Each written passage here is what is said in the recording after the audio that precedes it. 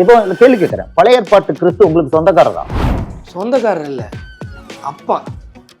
பழைய ஏற்பாட்டு கிறிஸ்து எனக்கு அப்பா. ராங். அவர் யாருக்கு தெய்வம் என்றால் யூதர்களுக்கு மாத்திரம். யூதர்களுக்கு மாத்திரம் தேவை, வேற யாருக்கும் தேவை இல்லை. புரஜாதிகளுக்கு அங்கே இருக்கிற கூட்டம் கொஞ்சம் பேர் சொன்னா அது ராங் அப்படின்னு சொல்லி, அது எவ்வளவு பெரிய தப்பு தெரியுமா?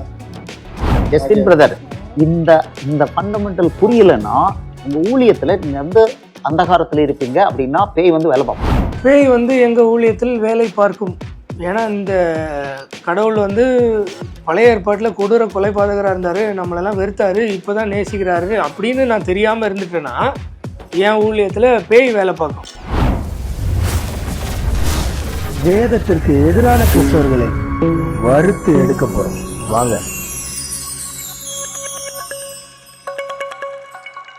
அதாவது சத்தியத்தை யோவான் 8:31-32, யோவான் 8:31-32 சொல்றாரு, இயேசு தம்மை விசுவாசித்த யூதர்களை நோக்கி, நீங்கள் என் உபதேசத்தில் நிலைத்திருந்தால் மெய்யாகவே சீஷராயிருப்பீர்கள், சத்தியத்தை அறிவீர்கள், சத்தியம் உங்களை விடுதலையாக்கும்.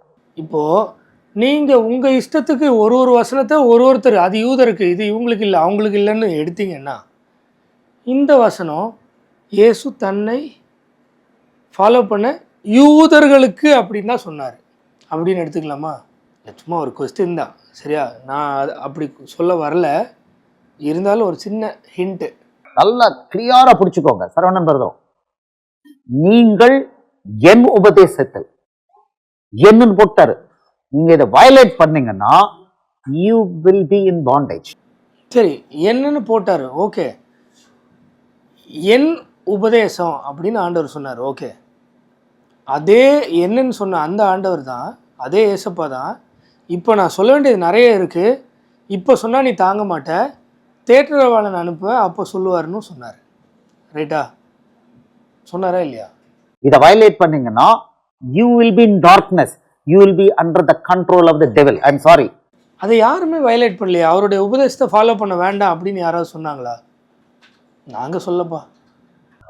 மறுபடியும் படிக்கிறேன், யோவான் 8:31-32, இயேசு தம்மை விசுவாசித்த யூதர்களை நோக்கி, நீங்கள் என் உபதேசத்தில் படித்தால் கிடையாது, நிலைத்திருந்தால், if you abide in my words you will be truly my disciple.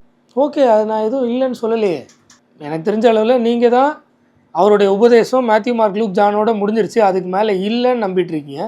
அது தப்பு. அவருடைய உபதேசம் வெளிப்படுத்தின விசேஷம் வரைக்கும் இருக்குது. ஏன்னா நான் இப்போ சொல்ல வேண்டிய காரியங்கள் நிறைய இருக்குது, இப்போ நீ தாங்க மாட்டே அப்படின்னு சொல்கிறார். ஏன்னா அவன் இன்னும் மறுபடியும் பிறக்கலை, அவனால் அதெல்லாம் கிரகிக்க முடியாது. அவன் மறுபடியும் பிறந்ததுக்கப்புறம் தான் பல விஷயங்கள் ஓப்பன் அப் ஆகுது, சீசர்கள் பல விஷயங்கள் செய்கிறாங்க. இன்ஃபேக்ட் நியாயப்பிரமாணம் முடிஞ்சிருச்சு, நீங்கள் எதையுமே ஃபாலோ பண்ண வேண்டாம் அப்படின்னு இயேசு கிறிஸ்து ஒரு இடத்துலையும் சொல்லலை. அப்போஸ்தலர் நடபடிகளில் தான் சொல்கிறாரு, வேத வாக்கியங்கள் எல்லாம் தேவ ஆவியினால் அருளப்பட்டதுன்றதை அப்படி தான் எடுத்துக்க முடியும். அது பவுல் சொன்னால், இது பேதுரு சொன்னால், இது அப்படி எடுத்துக்க முடியாது. ஏன்னா எதெல்லாம் ஸ்கிரிப்சராக வரணும்னு ஆண்டவர் முடிவு எடுத்தாரோ அதெல்லாம் ஸ்கிரிப்சராக வர வச்சிருக்காரு. இப்படி தான் நம்ப முடியும். இது ஒரே சென்டென்ஸ். ஸோ நீங்க இயேசுடைய உபதேசத்துல நிலைத்திருக்காம நான் மிக்ஸ்டா போறேன் அப்படின்னா மூணு ஓமை கொடுத்துருக்காரு. மிக்ஸ் பண்ண செத்தங்கன்ட்டார், கிழிஞ்சு போயிடுன்ட்டார். வசனங்கள்லாம் கொடுக்குறாரு. ரெண்டையும் மிக்ஸ் பண்ணி ஃபாலோ பண்றோம்னா கிழிஞ்சு போயிடுன்ட்டார். மிக்ஸ் பண்ணி ஃபாலோ பண்ணவே முடியாது. ஏன்னா மிக்ஸ் பண்ணுறதுக்கு வாய்ப்பே இல்லைல்ல. அங்கே ஸ்ட்ரெயிட்டாக நியாயப்பிரமாணத்தை செய்யணும். இங்கே புதிய உடன்படிக்கையில் நியாயப்பிரமாணம் கிடையாது. அதை யாராவது கொண்டு வந்தால் அவன் பக்க வழியாக நுழைந்தால் கள்ள சகோதரன், முடிஞ்சு போச்சா? அப்போ மிக்ஸ் பண்ணுறதுக்கு ஒன்றுமே கிடையாது. இப்போ நாங்கள் சொன்னது உங்களுக்கு கிளாரிட்டி இல்லாததுனால நாங்கள் இப்படி சொன்னதாக நினச்சி எங்களுக்கு எக்ஸ்ப்ளனேஷன் கொடுக்குறீங்களான்னு தெரில. நாங்கள் சொன்னது பழைய ஏற்பாட்டில் டூஸ் அண்ட் டோன்ட்ஸ் தேவையே கிடையாது, அதை பார்க்கக்கூட வேண்டிய அவசியம் கிடையாது. அது ஏன் சொன்னார், எது, அது தேவையே இல்லை.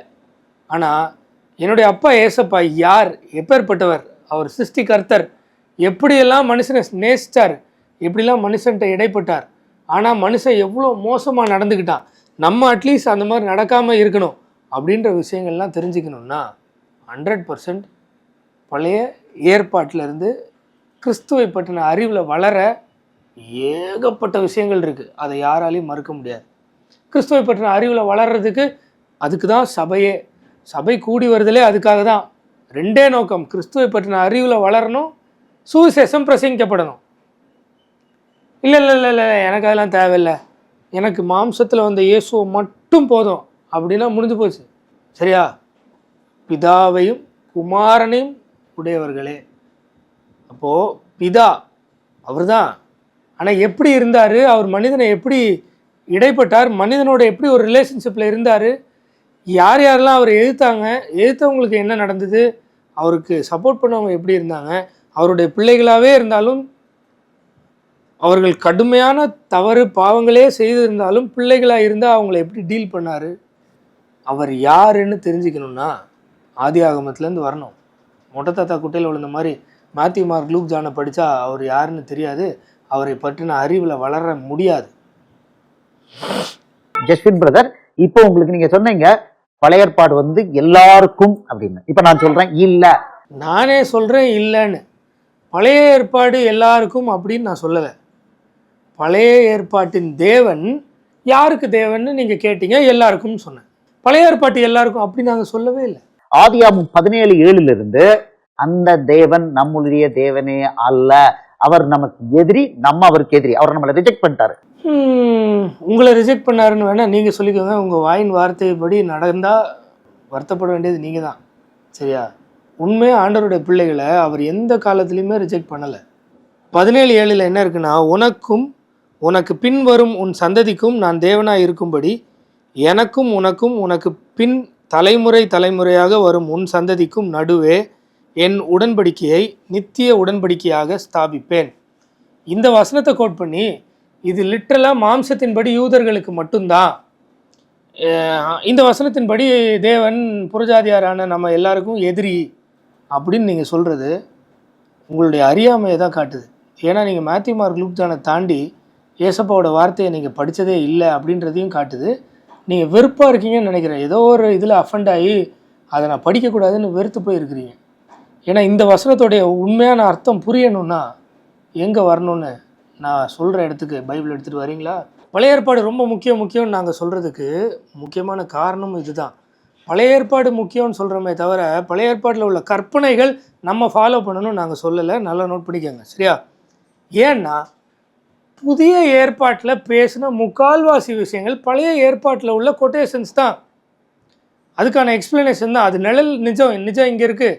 நிழலை வச்சு தான் நிஜத்தை எக்ஸ்பிளைன் பண்ணுறாங்க, ப்ரீஃப் பண்ணுறாங்க. ஃபார் எக்ஸாம்பிள் இந்த வசனம் இப்போ நான் படித்தேன் இல்லையா, நீங்கள் என்ன சொன்னீங்க? ஆதியாகமம் 17:7 படித்து மொட்டை தாத்தா குட்டையில் விழுந்த மாதிரி ஆபிரகாம் சந்ததிக்கு மட்டும்தான், இஸ்ரவேலருக்கு மட்டும்தான் நீங்களும் நானும் எதிரின்னு இந்த வசனத்தை கோட் பண்ணீங்க. அந்த வசனத்தில் என்ன இருக்குது? உனக்கும் உனக்கு பின்வரும் உன் சந்ததிக்கும் நான் தேவனாய் இருக்கும்படி எனக்கும் உனக்கும் உனக்கு பின் தலைமுறை தலைமுறையாக வரும் உன் சந்ததிக்கும் நடுவே என் உடன்படிக்கையை நித்திய உடன்படிக்கையாக ஸ்தாபிப்பேன் அப்படின்னு சொன்னார் இல்லையா? கரெக்டு தானே? இதை வச்சுட்டு நீங்களே என்ன நினச்சிக்கிட்டீங்க? லிட்ரலாக ஆபிரகாமுடைய சந்ததின்னு நம்பிட்டீங்க. ஆனால் ஸ்பிரிச்சுவலாக ஆண்டவர் சொன்னது பவுலுக்கு புரிஞ்சு கலாத்தியரில் என்ன சொன்னார் தெரியுமா? கலாத்தியர் 3:16 வசனம், ஆபிரகாமுக்கும் அவனுடைய சந்ததிக்கும் வாக்குத்தத்தங்கள் பண்ணப்பட்டன. நம்ம ஏற்கனவே படித்தோம்ல. நீங்கள் லிட்ரலாக நினச்சிக்கிட்டீங்களே ஆபிரகாமுக்கு வழி வழியாக வர சந்ததிக்கு நித்திய உடன்படிக்கைன்னு ஒன்று நினச்சிக்கிட்டீங்களே. ஆனால் நீங்கள் நினச்ச மாதிரி இல்லை, அது இங்கே இருக்குது. சந்ததிகளுக்கு என்று அநேகரை குறித்து சொல்லாமல் உன் சந்ததிக்கு என்று ஒருவனை குறித்து சொல்லியிருக்கிறார். அந்த சந்ததி கிறிஸ்துவே. இதில் எங்கே யூதர்கள் புறஜாதியார்லாம் ஆண்டவர் வெறுத்தாரு, யூதர்களை மட்டும் நேசித்தாருன்னு எங்கே இருக்குது? யாக்கோவை சிநேகித்தேன், ஏசாவை வெறுத்தேன். அவங்க 2 பேரும் யார்? யாரோட பிள்ளைங்க? மாம்சத்தில் யூதனானவன் எல்லாம் யூதன் இல்லை, ஆவியின்படி யூதனானவனே யூதன். இது ஆதாம்லேருந்து நாளைக்கு ஆண்டவர் வருகை வரைக்கும் கடைசி மனுஷன் வரைக்கும் பொருந்தும். நீங்கள் இன்னும் ஃபிசிக்கலாக லிட்ரலாக எல்லாத்தையும் பார்த்துட்டு இருக்கீங்க. அதாவது நான் இந்த உலகத்தான் அல்லாதது போல் நீங்களும் உலகத்தான் அல்லாதது அப்படின்னு சொன்னார் இல்லையா? என்னுடைய ராஜ்யம் இவ்வுலகத்துக்குரியது அல்லன்னார் இல்லையா? ஸ்பிரிச்சுவலாக இருக்குது அவருடைய கிங்டம். அந்த ஸ்பிரிச்சுவல் கிங்டத்துக்குள்ளே நீங்கள் தான் வரணும். நீங்கள் இன்னும் ஃபிசிக்கல் கிங்டத்தில் வச்சு பழைய ஏற்பாட்டு தேவன், புதிய ஏற்பாட்டு தேவன், பழைய ஏற்பாட்டு தேவன் கொடூரமானவர், புதிய ஏற்பாட்டின் தேவன் கிருபை மிக்கவர் அப்படின்னு நீங்கள் நம்பிட்டு இருக்கீங்க. சொல்லப்போனால் by definition who is God அப்படின்றத நீங்கள் 100% பர்ஃபெக்டாக கொடுத்தாலும் பை அண்டர்ஸ்டாண்டிங் ரொம்ப மோசமான லெவலில் இருக்கிறீங்க. ஏன்னா அவர் அப்போ அப்படி இருந்தார், இப்போ இப்படி இருக்காருன்றீங்க. ஆனால் வசனம் எப்பவுமே அப்படி சொல்ல. உனக்கும் அப்படின்னா ஆபிரகாமே உனக்கும் உனக்கும் உனக்கு பின் வரும் உன் சந்ததிக்கும் நான் தேவனாய் இருக்கும்படி எனக்கும் உனக்கும் உனக்கு பின் தலைமுறை தலைமுறையாக வரும் உன் சந்ததிக்கும் நடுவே என் உடன்படிக்கையை நித்திய உடன்படிக்கையாக ஸ்தாபிப்பேன். நான் 10வது வசனம் அதுக்கெல்லாம் நான் போகல, அதெல்லாம் இருக்குது, அதுக்கு நான் போகல. இது கட்டாயம் போகணும், 10வது வசனத்துக்கு போகணும். நியாயப்பிரமாணத்தின் கிரியைக்காரராகிய யாவரும் சாபத்துக்கு உட்பட்டு இருக்கிறார்கள். நியாயப்பிரமாண புஸ்தகத்தில் எழுதப்பட்டவைகளை எல்லாம் செய்யத்தக்கதாக அவைகளில் நிலைத்திராதவன் எவனோ அவன் சபிக்கப்பட்டவன் என்று எழுதியிருக்கிறதே. 10வது வசனம். அப்போ இந்த வசனத்தின்படி ஆண்டவர் நியாயப்பிரமாணத்தை ஃபாலோ பண்ணுறவங்களெல்லாம் வெறுத்துட்டார். ஏன்னா எவனாலையும் ஃபாலோ பண்ண முடியாது, சாபத்திற்கு உட்பட்டிருக்கிறான். ஆனால் புறஜாதிகள் அப்படி இல்லை அப்படின்னு சொல்லாமா? நியாயப்பிரமாணத்தினாலே ஒருவனும் தேவனிடத்தில் நீதிமான் ஆகிறதில்லை என்பது வெளியரங்கமாக இருக்கிறது. ஏனெனில் விசுவாசத்தினாலே நீதிமான் பிழைப்பான் என்று எழுதியிருக்கிறதே.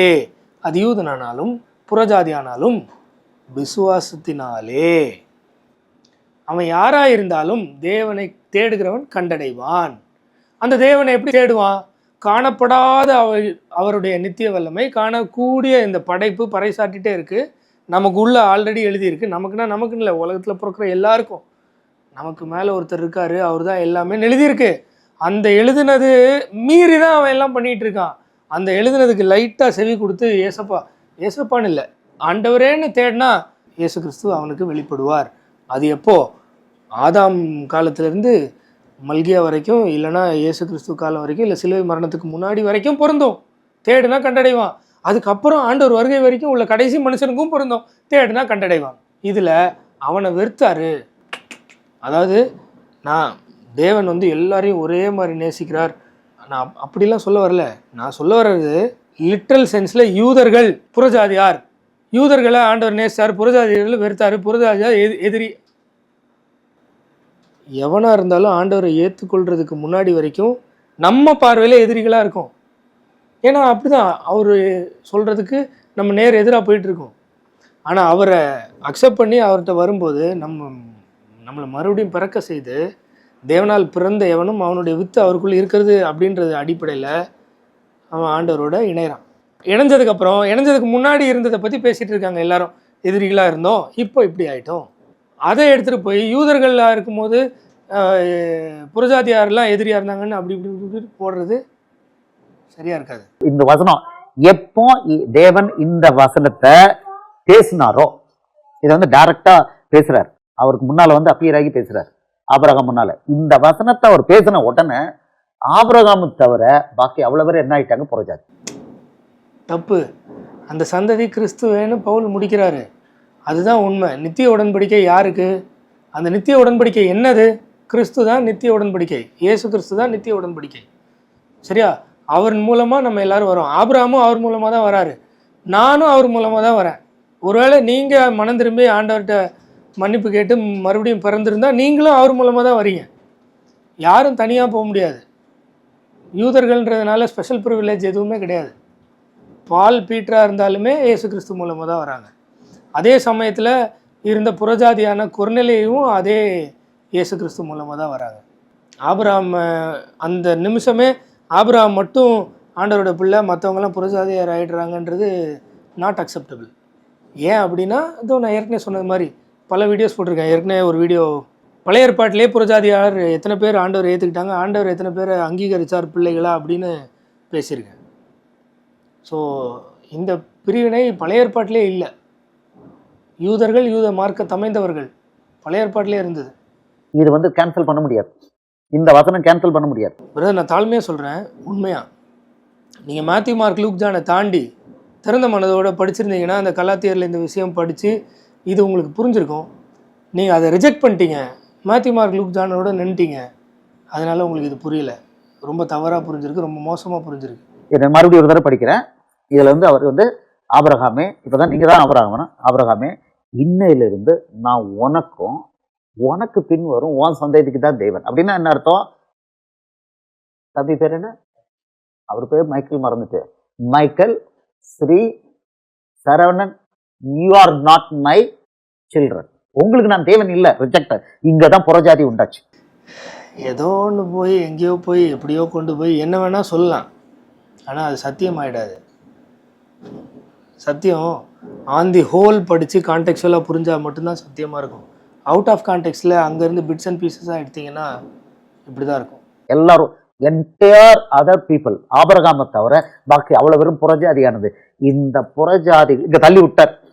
ஸோ இங்கிருந்து இவர் நமக்கு தேவனே கிடையாது இந்த வசனத்துல இருந்து. நமக்குன்னு ஏன் என்னையும் சேர்த்துக்கிறீங்க? உங்களுக்கு வேணால் சொல்லிக்கோங்க. நான் பிறக்கிறதுக்கு முன்னாடியே, நான் உருவாகும் முன்னாடியே முடியெல்லாம் எண்ணப்பட்டிருக்கான், உள்ளங்கையில் வரைஞ்சி வச்சுருக்காராம். அதனால் என்றைக்குமே நான் அவருடைய பிள்ளை தான். நான் அதை புரிஞ்சுக்கிறதுக்கு வேணால் 24 வருஷம் வேஸ்ட் பண்ணிட்டேன். அதை புரிஞ்சுக்காமல் அவரை விட்டு விலகிட்டேன், அவர் நெஞ்சில் மிதிச்சிட்டேன், எல்லாம் பண்ணிட்டேன். ஆனால் 24 வயசுக்கு அப்புறம் புரிஞ்சுக்கிட்டு மறுபடியும் பிறந்தேன் பார்த்தீங்களா, அப்போ புரிஞ்சுக்கிட்டேன் நான் சின்ன வயசுலேருந்தே, நான் பிறந்ததுலேருந்தே, நான் உருவாகும் முன்னாடியிலேருந்தே அவருடைய பிள்ளை தான். இந்த வசனத்திலிருந்து சிலுவையில் அவர் உயிரை கொடுத்த வரைக்கும் இவர் நமக்கு தேவனே கிடையாது. இந்த சத்தியம் புரியல. செத்தோம். ஆமா, செத்தோன்றாரு. உலக தோற்றத்துக்கு முன்னாடியே உள்ளங்கையில் வரைஞ்சிருக்கிறாரு அப்படின்ற சத்தியம் தெரியலன்னா சாக மாட்டோம். இந்த சத்தியமே இல்லாத ஒன்று தெரியலன்னா செத்தோமா? இன்னும் நிறைய விஷயங்கள் பழைய ஏற்பாட்டில் தேவன் பிதான்னு யாருமே சொல்லலை அப்படின்னாரு. அதெல்லாம் சொன்னாரா இல்லையா? பழைய ஏற்பாட்டில் நம்ம உண்மையிலே நமக்கு அவர் தேவன் இல்லையா? புறஜாதியாருக்கு அவர் தேவன் இல்லையா? பழைய ஏற்பாட்டில் அவர் கிருபையே இல்லையா? யார் யாருக்கெல்லாம் கிருபை காட்டினாரு? கிருபையாக தான் இருந்தாரா? தொடர்ந்து பார்ப்போம். சேனலை ஃபாலோ பண்ணிக்கோங்க. அந்த உமாசங்கர் பிரதர் கூட இருக்கிற கூட்டத்துக்கு சொல்கிறேன், சீக்கிரமாக அவரை விட்டு வெளில வரணும், இல்லை அவர் மனம் திரும்பணும். ரெண்டில் எது நடக்கலனாலும் உங்கள் எல்லாருக்குமே லாஸ் தான்.